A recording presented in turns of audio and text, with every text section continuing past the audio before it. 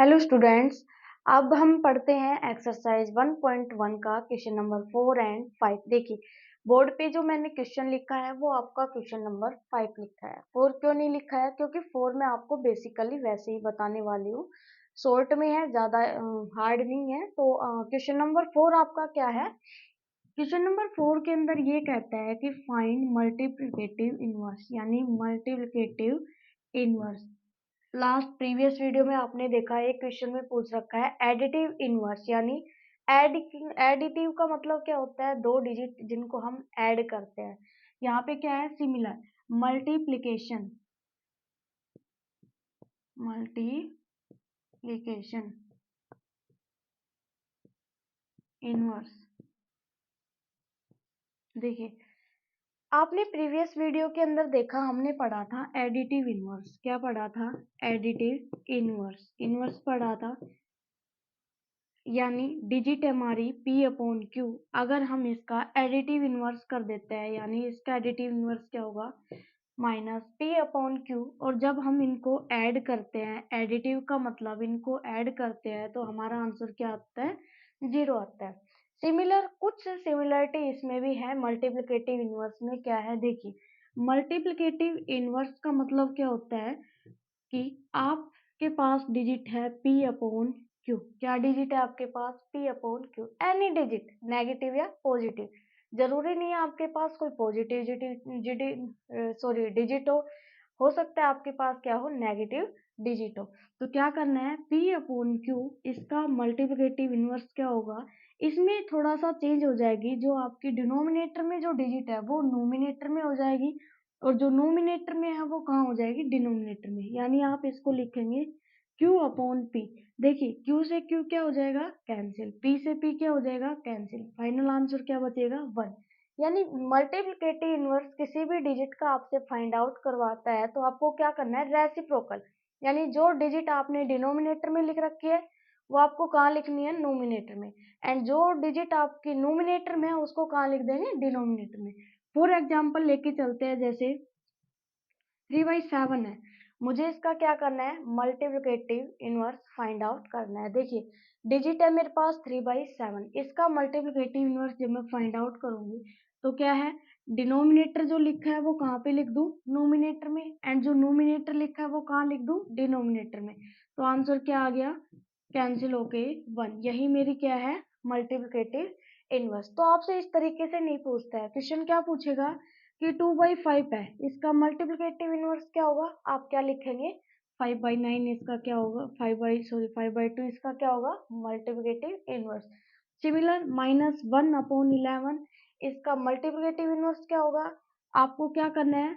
-11/1, यानी सिर्फ reciprocal. Denominator में है वो नोमिनेटर में लिख देना है, जो नोमिनेटर में है वो डिनोमिनेटर में। ध्यान रखना, एडिटिव इनवर्स में आपको क्या करना है? डिजिट को सिर्फ माइनस से क्या करना है? मल्टीप्लाई। एंड मल्टीप्लिकेटिव इनवर्स में आपको क्या करना है? रेसिप्रोकल, उल्टा कर देना है। यानी जो डिनोमिनेटर में है उसको आपको लिख देना नोमिनेटर में, एंड नोमिनेटर में जो डिजिट है उसको डिनोमिनेटर में। हमारा जो फोर्थ क्वेश्चन है वो क्या होता है? सोल्व हो जाता है, जिसके अंदर मल्टीप्लिकेटिव इनवर्स पूछा गया है। अब देखिए क्वेश्चन नंबर जो 5 है उसमें क्या पूछा गया हमसे। क्वेश्चन नंबर 5 देखिए, थोड़ा सा ध्यान से देखिएगा। नेम द प्रॉपर्टी, कहता है आपको प्रॉपर्टी का क्या लिखना है? नेम लिखना है।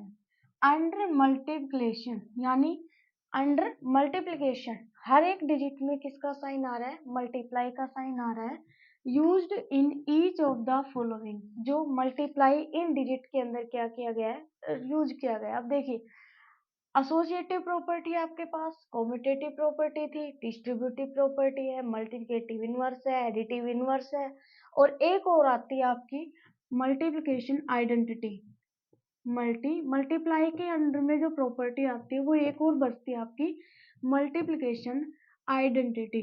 देखिए आइडेंटिटी का मतलब आप कोई भी डिजिट हो, जैसे मेरे पास एनी डिजिट, अगर मैं उसको 1 से मल्टीप्लाई करती हूँ तो मेरा आंसर क्या आता है? वही डिजिट आती है। सिमिलर, एडिशन में भी ये प्रॉपर्टी चलती है, एडिटिव आइडेंटिटी। कौन सी हो जाएगी? एडिटिव आइडेंटिटी, जिसमें आप क्या करते हैं? ए में अगर 0 ऐड करते हैं तो आपका आंसर क्या आता है? ए ही आता है। तो ये मल्टीप्लिकेशन आइडेंटिटी, अभी आप एडिटिव नहीं पढ़ना है आपको, सिर्फ कौन सी पढ़नी है, मल्टीप्लिकेशन आइडेंटिटी। वो ध्यान रखिएगा कि अगर आप किसी भी डिजिट को 1 से मल्टीप्लाई करते हैं तो वो आंसर क्या आता है, ए ही, यानी खुद वही डिजिट आती है। आइडेंटिटी का मतलब किसी भी डिजिट को 1 से मल्टीप्लाई करना। अब देखिए क्वेश्चन की तरफ, ये मेरा a मान लिया, ये मेरा 1 है। अगर मैं a को 1 से मल्टीप्लाई करती हूँ या फिर क्रॉस अपोजिट 1 को a से मल्टीप्लाई करती हूँ तो मेरा आंसर फाइनल क्या रहा है, a। देखिए हम यहाँ पे कह सकते थे कि यहाँ पे कॉम्यूटेटिव प्रॉपर्टी यूज हो रही है, क्योंकि अगर मैं a को 1 से मल्टीप्लाई कर रही हूँ या अपोजिट कर दिया, 1 को a से मल्टीप्लाई कर दिया, तो मेरी कौन सी प्रॉपर्टी है, कॉम्यूटेटिव। अगर ये आंसर में हमारे पास लास्ट में -4/5 नहीं देता तो हम इसको लिख सकते थे, ये कौन सी प्रॉपर्टी है, कॉम्यूटेटिव प्रॉपर्टी है। क्योंकि देखिए a मल्टीप्लाई b, अपोजिट कर दिया b मल्टीप्लाई a, बट इसने क्वेश्चन में लास्ट में हमें हिंट दे दी है कि आपका आंसर क्या आएगा, ए ही आएगा। तो अब यहाँ पे हमारी प्रॉपर्टी चेंज हो जाती है कि मैं किसी भी डिजिट को अगर 1 से मल्टीप्लाई करती हूँ या फिर 1 को उस डिजिट से मल्टीप्लाई करती हूँ तो फाइनल मेरा आंसर क्या आता है, वही डिजिट आती है। तो ये अभी हमने पढ़ा था, ये कौन सी प्रॉपर्टी हो जाएगी, मल्टीप्लिकेशन आइडेंटिटी। कौन सी प्रॉपर्टी हो गई, मल्टीप्लिकेशन आइडेंटिटी। समझ गए। अब देखिए सेकंड में, ये मेरा a है, ये मेरी b डिजिट है, मुझे नहीं पता डिजिट क्या है बट मैंने मान लिया a एंड क्या है, b है। अगर a को मैं b से मल्टीप्लाई करती हूँ या फिर मैंने क्या किया, b को a से मल्टीप्लाई कर दिया, तो ये कौन सी प्रॉपर्टी है मेरी, याद कीजिए कौन सी प्रॉपर्टी है, कॉम्यूटेटिव प्रॉपर्टी। कौन सी प्रॉपर्टी हो गई है, कॉम्यूटेटिव प्रॉपर्टी। थर्ड देखिए, ये क्या है a, ये क्या है b, आंसर क्या रहा है 1। नहीं, ऐसे तो हमने कोई डिजिट नहीं पढ़ी कि a को b से मल्टीप्लाई, इसका मतलब ये ना ही एसोसिएटिव प्रॉपर्टी है, ना ही कॉम्यूटेटिव प्रॉपर्टी है, ना ही डिस्ट्रीब्यूटिव है, मल्टीप्लिकेटिव इनवर्स भी नहीं है। हाँ, एक हमने पढ़ा था, अगर मल्टीप्लिकेटिव इनवर्स हो सकती है, मल्टीप्लिकेटिव आइडेंटिटी नहीं है क्योंकि 1 से मल्टीप्लाई नहीं किया गया।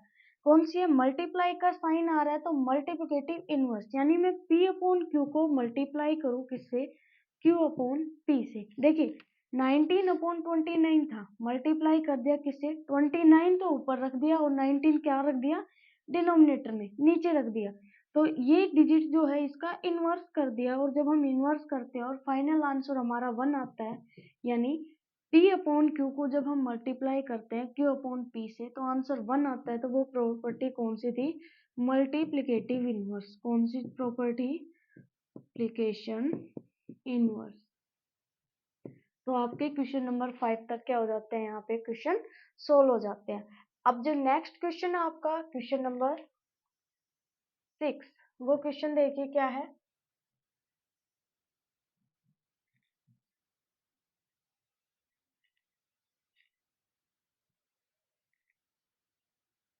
देखिए क्वेश्चन नंबर 6 में पढ़ रही हूँ क्या है, क्वेश्चन नंबर 6 के अंदर कहता है कि multiply 6/13 by the reciprocal of -7/16। देखिए कहता है कि मल्टीप्लाई यानी 6/13 को किससे मल्टीप्लाई करना है, बाई द रेसिप्रोकल। रेसिप्रोकल का मतलब क्या होता है, उल्टा करना, डिनोमिनेटर को नोमिनेटर में रखना है और नोमिनेटर को डिनोमिनेटर में। रेसिप्रोकल ऑफ किसका, रेसिप्रोकल -7/16 का। तो मैंने बताया रेसिप्रोकल का मतलब क्या होता है, जो डिनोमिनेटर में है उसको नोमिनेटर में लिख देंगे एंड जो नोमिनेटर में है उसको डिनोमिनेटर में। अगर कैंसिल हो रही है डिजिट तो आप कैंसिल कर दीजिए, अदरवाइज इसने मल्टीप्लाई पूछा है तो आप मल्टीप्लाई कीजिए। 16 6 जा कितना होता है 96, यानी -96 अपॉन 13 7 जा 91। तो फाइनल आंसर हमारा क्या आ जाता है, -19/61। ये हमारा कौन सा क्वेश्चन है, क्वेश्चन नंबर 6। अब देखिए नेक्स्ट क्वेश्चन पे चलते हैं, क्वेश्चन नंबर 7। क्वेश्चन नंबर 7 कहता है टेल, ओरली बता देती हूँ क्वेश्चन। कहता है टेल व्हाट प्रॉपर्टी, यानी कि डिजिट है आपके पास 1/13 multiply 6 multiply 4/3 equals to 1/13 multiply 6 multiply 4/3। Question number जो आपका 7 है उसके अंदर कहता है कि आप ये बताएं कि इसके अंदर कौन सी प्रॉपर्टी अप्लाई हो रही है। देखिए ये आप मान लीजिए हमारा क्या है ए, ये हमारा क्या है बी, ये डिजिट क्या है सी। अब देखिए ए डिजिट को हमने माना है 1/3, यानी यहाँ पे आ गया ए। बी डिजिट को माना है हमने 6, यहाँ पे क्या आ गया बी। और सी डिजिट को हमने क्या माना है 4/3।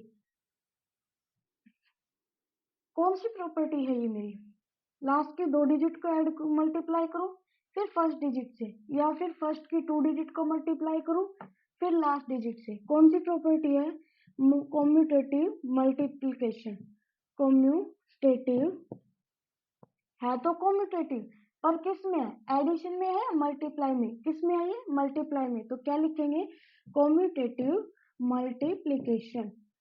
तो कौन सी प्रॉपर्टी हो जाएगी हमारी यहाँ पे कॉम्यूटेटिव मल्टीप्लिकेशन प्रॉपर्टी। ये आपका क्वेश्चन नंबर 7 सोल्व होता है यहाँ पे। क्वेश्चन नंबर 7 तक हमने सोल्व कर लिए हैं। आप इन क्वेश्चंस को सोल्व कीजिए, नहीं आते हैं तो नेक्स्ट वीडियो के अंदर हम पढ़ेंगे क्वेश्चन नंबर 8 से आगे के सॉल्यूशन।